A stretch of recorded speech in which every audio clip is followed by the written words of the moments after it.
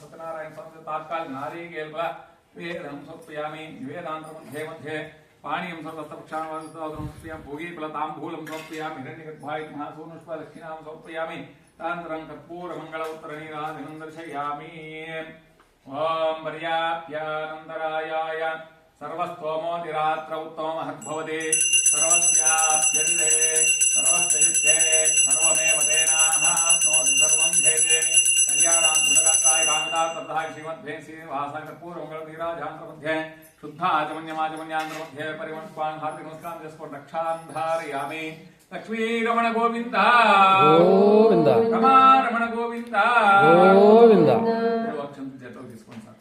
నాలుగో కథ చెప్తాను, శ్రద్ధగా వినండి.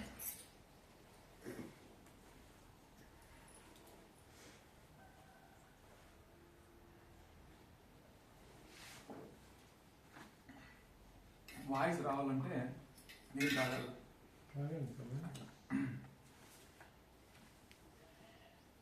పిదప ఆ వైశ్యులు త్రోవలో తీర్థయాత్రలు సేవిస్తూ బ్రాహ్మణులకు అనేక దానములు చేస్తూ తమ నగరానికి పోవడానికి మళ్ళా బయలుదేరుతారు. ఎందుకంటే మహారాజు దండిగా ఇచ్చినాడు డబ్బులు.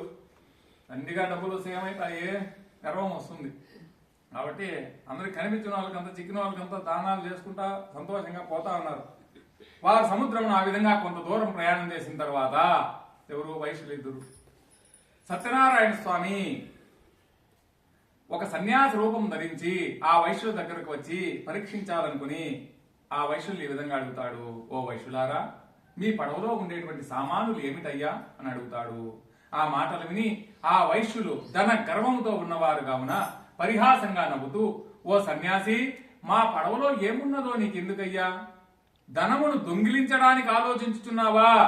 మా పడవలో ఆకులు అలములు తప్ప మరి ఏమీ లేవు అని బదులు చెప్తారు.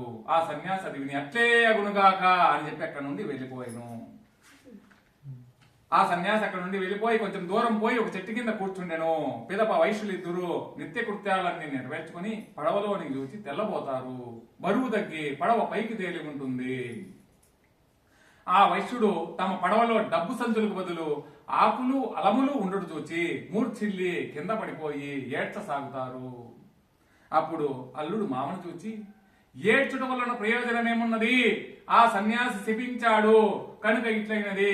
ఇక ఏమి చేసినను ఆ సన్యాసి చేయవలేను.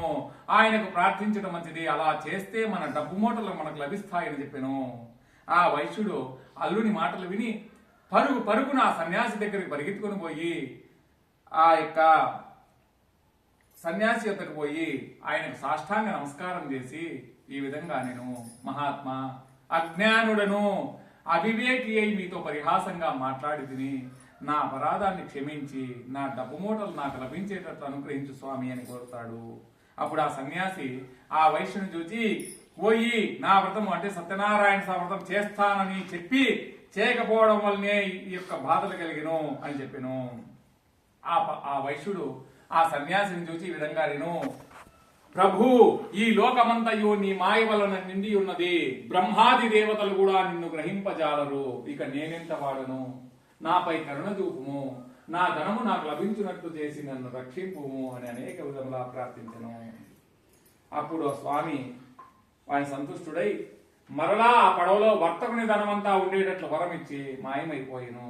తర్వాత వైశ్యుడు పడవనెక్కి చూస్తే తన ధనమంతా యథాప్రకారం ఎక్కడిదక్కడ ఉంటుంది. అప్పుడు చాలా సంతోషించి తన డబ్బు తనకు లభించడం చాలా సంతోషించి మళ్ళా వాళ్ళ సొంత నగరానికి పోవడానికి మళ్ళా వాళ్ళు పడవలో బయలుదేరుతారు.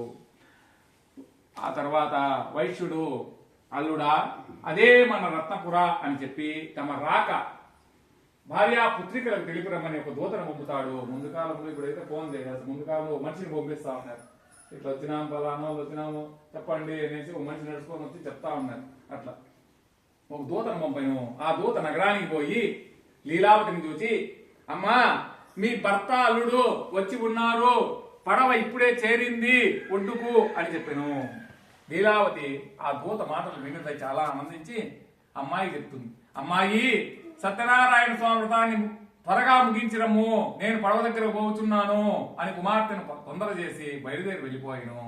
అంత కుమార్తె పూజ పూర్తిగానే చేసింది గాని ఆ తొందరలో ప్రసాదం తీసుకోవడం మర్చిపోయింది. అందువలన సత్యనారాయణ స్వామి కోపం వచ్చి ధరము అల్లిడితో సహితంగా రేవులో ఉండేటువంటి పడవను ముంచివేస్తారు. తీరమందున్న వారందరూ అది చూసి చాలా ఆశ్చర్యపోతారు. మరియు వైష్ణుని భార్య కుమార్తె మిగులు దుఃఖిస్తా ఉంటారు. వారందరూ అట్లు దుఃఖిస్తా ఉంటే తల్లి తన కుమార్తెను కౌగిలించుకొని, అల్లుడా, చూస్తూ ఉండగానే పడవతో కూడా మునిగిపోయితివి కదయ్యా, ఇది అంతయు ఆ సత్యనారాయణ స్వామి మహత్యమే గాని వేరు కాదు నిశ్చయించుకొని నా శక్తిని అనుసరించి ఆ స్వామిని కొలుస్తానని నిశ్చయించుకొనేను. కళావతి తన కళ్ళెదుటే తన భర్త నీళ్ళల్లో మునిగిపోవడం చూసి అతని పాదుకలను గైకొని వాటితో సహగమనం చేయడానికి సిద్ధపడిను. ముందుకాలంలో సతీ సహగమనం అనేసి ఉంటా ఉండే. ఏమి భర్త చనిపోతే భార్యను కూడా స్థితిలో పెట్టేసి కాల్ చేస్తా ఉన్నారు.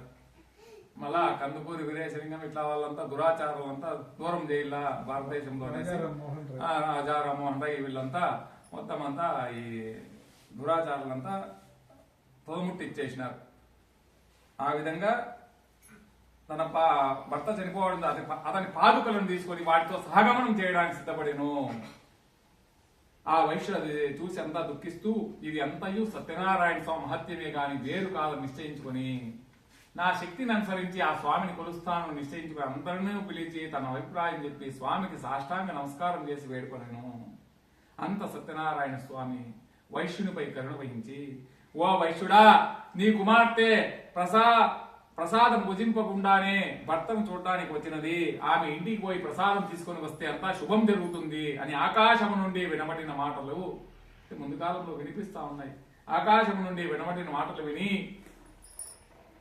వెంటనే కళావతి ఇంటికి పోయి స్వామి ప్రసాదం స్వీకరించి తిరిగి ఇంటికి వచ్చెను. అక్కడ వచ్చేసరికి తన భర్త పడవతో కూడా పైకి తేలి ఉంటారు.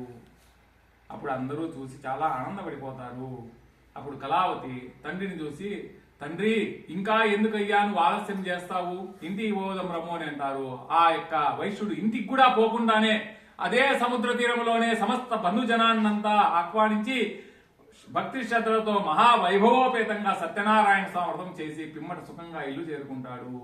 ఆ వైశ్యుడు బ్రతికి ఉన్నంత కాలము సత్యనారాయణ స్వామి వ్రతాన్ని రవి సంక్రమణమందును సత్యనారాయణ స్వామి వ్రతాన్ని చేయించు జీవితాంతం వరకు సర్వ సుఖములు అనుభవించి అంత్యమున స్వర్గలోకమును పొందెను. లక్ష్మీ సత్యనారాయణ స్వామి నమః.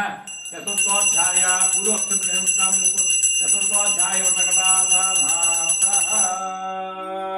దశాంగం గుగ్గుళం ధూపం కట్టేళ్ళు. ఇప్పుడు దశాంగం గుగ్గుళం ధూపం సుగంధ సుమనోహరం కవిలాసురా సంయుక్తం ధూపం తాత్కాలిక విధోపమాగ్రాపయామి సాక్షాత్ ప్రత్యక్ష దీపం దర్శయామి. వెంకాయ కొట్టండి. ప్రసాదము చేసినారా? ఎక్కడ పెట్టినారు? ఇది సరే.